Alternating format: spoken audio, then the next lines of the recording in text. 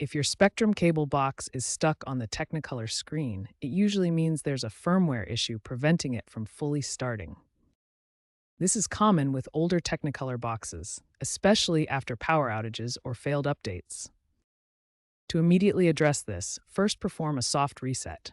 Unplug the box from the power outlet for 60 seconds, then plug it back in.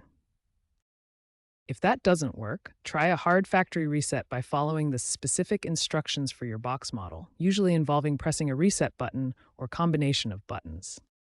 Make sure your HDMI connections are secure.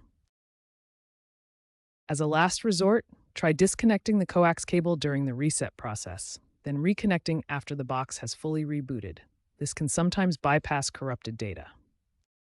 While resets can temporarily fix the issue, the underlying problem might be outdated hardware or firmware. Spectrum is increasingly shifting towards app-based and cloud-based TV solutions. Consider upgrading to a newer Spectrum set-top box or using the Spectrum TV app on a streaming device. This not only resolves the Technicolor issue, but also provides a more stable and feature-rich experience. Outdated boxes are more prone to firmware corruption and boot loops.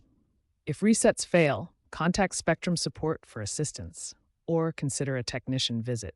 Be aware that Spectrum plans to phase out these older Technicolor boxes in the near future, making an upgrade the most effective long-term solution.